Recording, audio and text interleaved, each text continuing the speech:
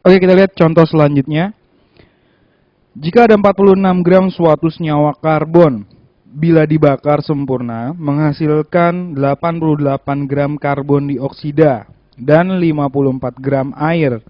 Maka, rumus empiris senyawa karbon tersebut adalah, oke, kita nggak tahu ya, apa sih bentuk senyawa karbon dimaksud. Kita misalkan aja, dia mengandung, senyawa karbon masih mengandung karbon ya.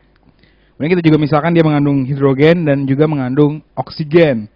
Kalau kita tuliskan senyawanya itu adalah CXHYOZ. Jadi banyaknya C itu X, banyaknya H itu Y, banyaknya O itu Z. Oke, kalau senyawa karbon itu dibakar, artinya itu direaksikan dengan oksigen. Ingat, kalau dibakar itu artinya direaksikan dengan oksigen. Nah, kalau dibakar sempurna, itu akan menghasilkan CO2 dan H2O. Oke, mula-mula katanya senyawa karbon tersebut 46 gram. Kemudian setelah dibakar sempurna menghasilkan 88 gram CO2 dan H2O sebesar 54 gram. Kita lihat ya. Oke, kita lihat dari reaksinya. Kalau diperhatikan ya, C yang ada di senyawa karbon itu setelah dibakar pasti larinya ke CO2 ya.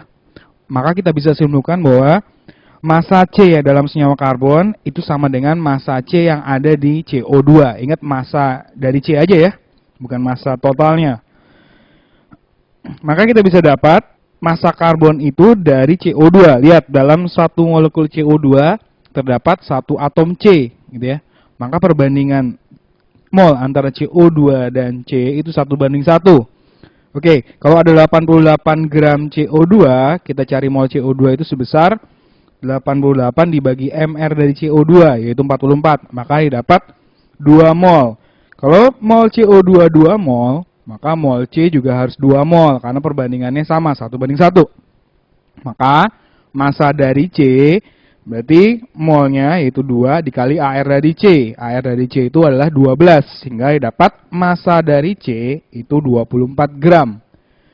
Oke, kita lihat lagi reaksinya.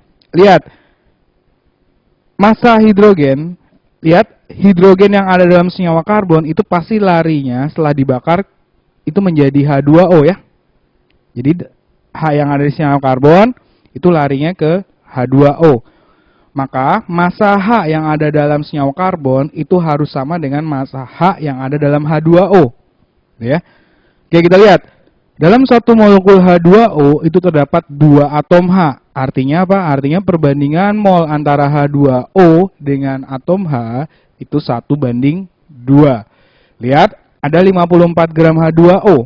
Maka molnya 54 dibagi AR dari H2O, yaitu 18. Didapat mol dari H2O sebesar 3 mol.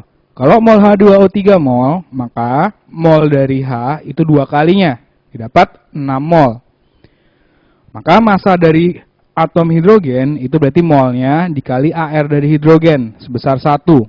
Maka dapat massa dari hidrogen itu adalah 6 gram. Jadi senyawa tersebut mengandung karbon 24 gram, hidrogen 6 gram. Padahal senyawa karbon tersebut itu massanya 46 gram. Ya, lihat, karbon 24 gram ditambah hidrogen 6 gram itu kan baru 30 gram ya. Berarti masih ada 16 gram.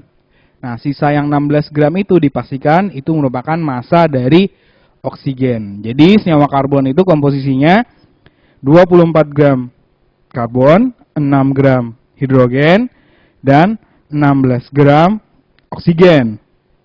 Nah, kita lihat harga X, Y, dan Z itu kan merupakan harga perbandingan mol penyusun-penyusunnya ya. Jadi perbandingan mol C banding mol H banding mol O itu setara dengan X banding Y banding Z, gitu ya.